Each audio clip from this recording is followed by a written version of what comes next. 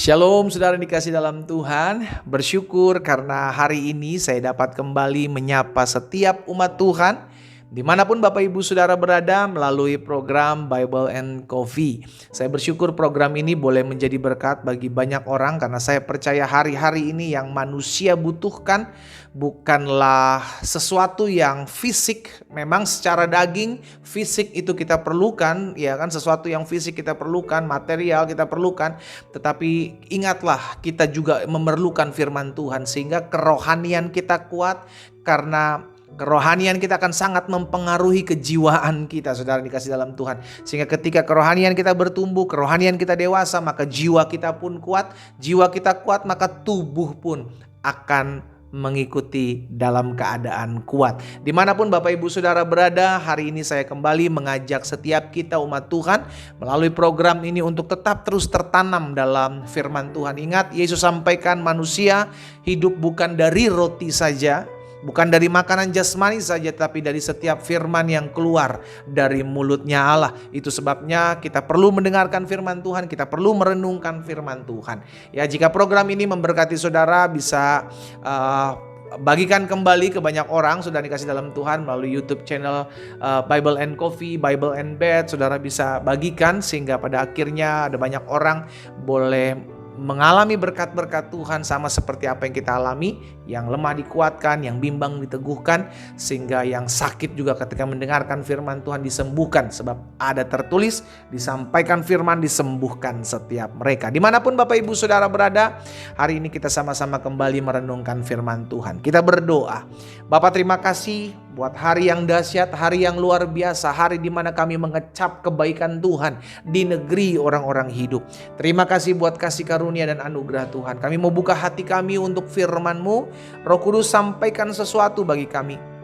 Urapi kami dengan roh hikmat dan wahyu sehingga kami mengerti akan kebenaran yang memerdekakan kami. Di dalam nama Tuhan Yesus Kristus kami berdoa. Haleluya. Amin, amin. Puji Tuhan. Saudara yang dikasih dalam Tuhan, suatu kali Yesus sedang bersama murid-muridnya, didatangilah oleh seorang kepala rumah ibadat, ya, di mana anaknya hampir saja meninggal. Jadi saudara dikasih dalam Tuhan, ketika Yesus akan datang ke rumah kepala rumah ibadat itu, maka mereka dikasih tahu dalam perjalanan bahwa anakmu sudah mati, udah percumalah undang Yesus. Tapi sudah dikasih dalam Tuhan, Yesus tidak mempedulikan mereka. Dengan kata lain, udah ayo jalan, anak itu cuma tidur. Pandangan Yesus seperti itu. Sehingga ketika Yesus datang ke tempat rumah di mana anak itu sudah terbaring, ya sudah dikasih dalam Tuhan, sudah ada peniup-peniup seruling. Maka Alkitab mencatat dalam Matius 9 ayat 23 dan 24. Ketika Yesus tiba di rumah kepala rumah ibadat itu dan melihat peniup-peniup seruling dan orang banyak ribut karena memang anak itu sudah mati, saudara. Ayat 24 Yesus bilang begini, berkatalah Yesus, pergilah karena anak ini tidak mati tetapi tidur. Saudara tahu apa yang terjadi? Katakan selanjutnya, tetapi mereka menertawakan Yesus. Orang banyak itu menertawakan Yesus. Kenapa? Karena yang Yesus lihat, sudah dikasih dalam Tuhan, bukan dengan jasmani. Kalau jasmani memang mati, itulah yang sama seperti yang orang banyak lihat. Makanya diketawain lah Yesus. Kenapa Yesus diketawain? Karena orang banyak tahu Yesus, anak ini udah mati gitu loh, saudara. Ya, anak ini udah mati, tetapi Yesus bilang anak ini tidur. Saudara yang dikasih dalam Tuhan, apa yang kita bisa pelajari dari peristiwa ini? Cara pandang atau point of view Yesus dengan orang banyak itu berbeda.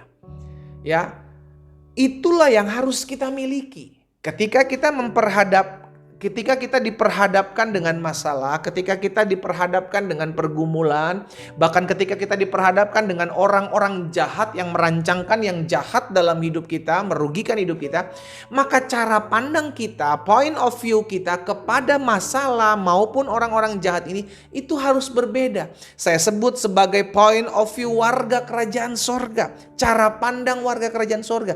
Karena itu yang Yesus lakukan. Ketika Yesus melihat anak itu sudah mati, Yesus tidak bilang anak itu sudah mati. Yesus bilang kepada orang banyak itu, pergi, anak ini gak mati tetapi tidur. Makanya diketawain. Gitu loh, saudara.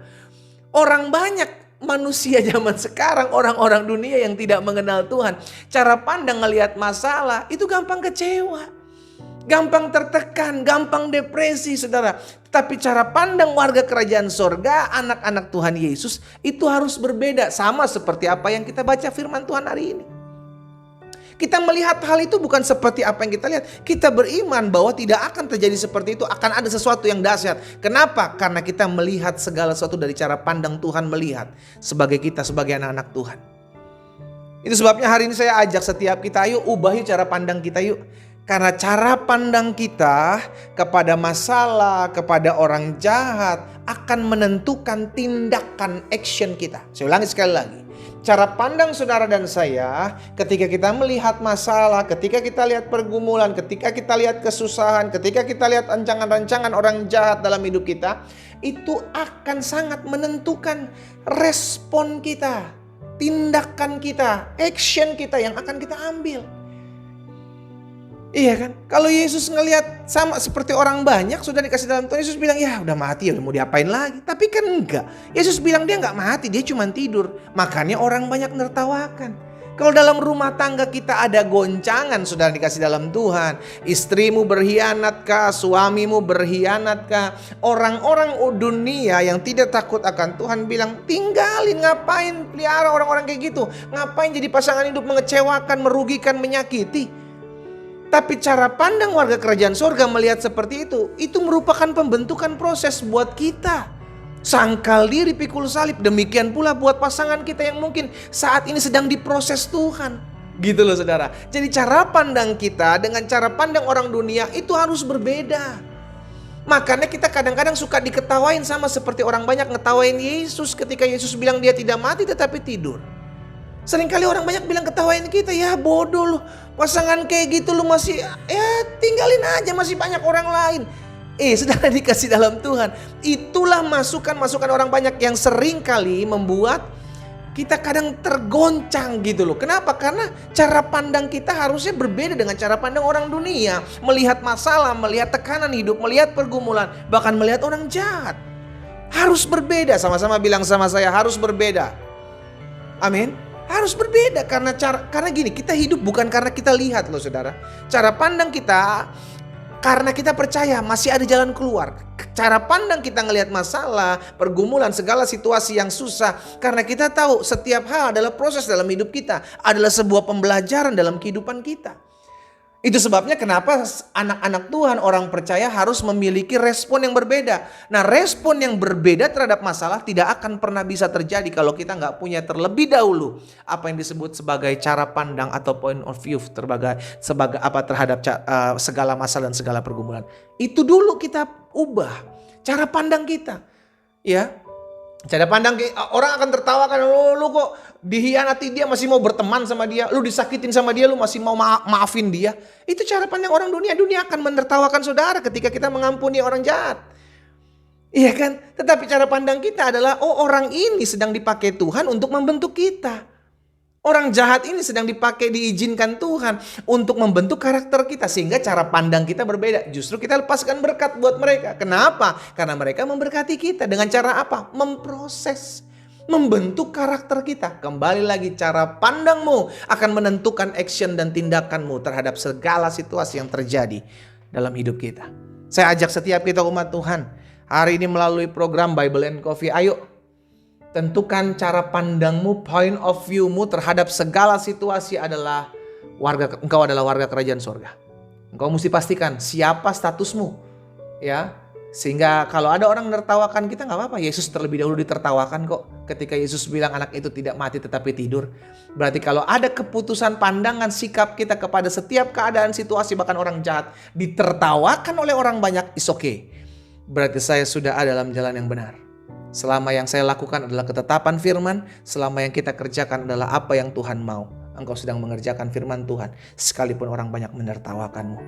Ubah cara pandangmu, maka sikapmu, perbuatanmu akan berubah terhadap segala sesuatu. Kita berdoa.